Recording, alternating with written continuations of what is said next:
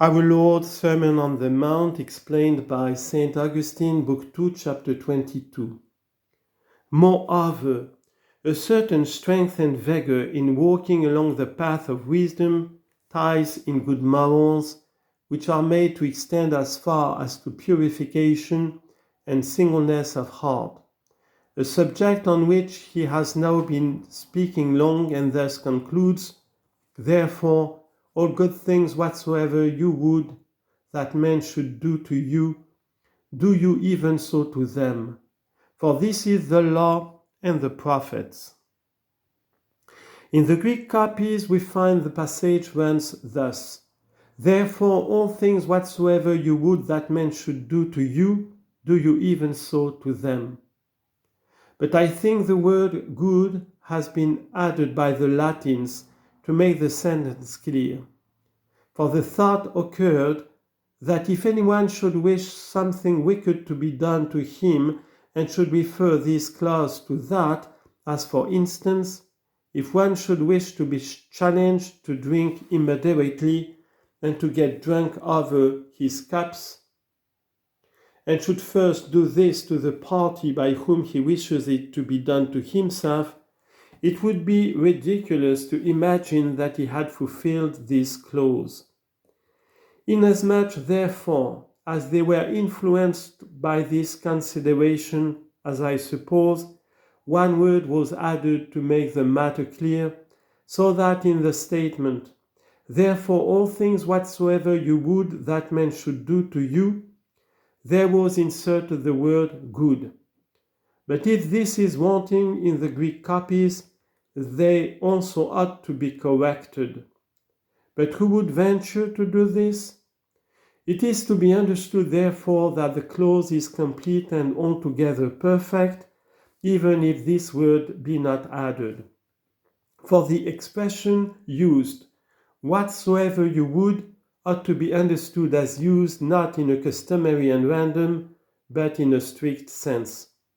For there is no will except in the good. For in the case of bad and wicked deeds, desire is strictly spoken of, not will.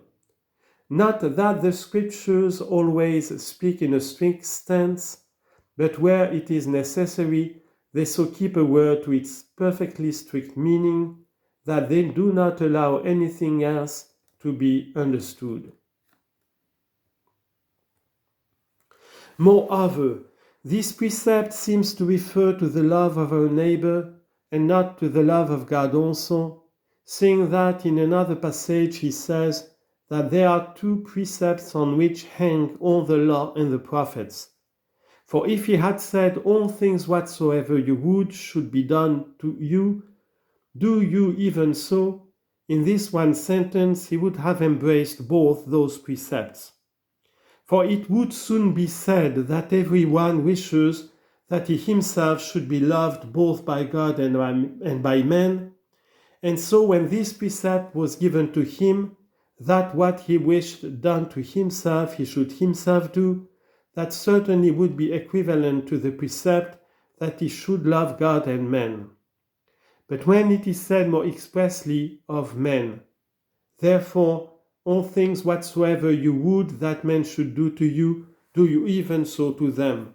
Nothing else seems to be meant than, you shall love your neighbor as yourself. But we must carefully attend to what he has added here. For this is the law and the prophets. Now in the case of these two precepts, he not merely says the law and the prophets hang, but he has also added all the law and the prophets, which is the same as the whole of prophecy.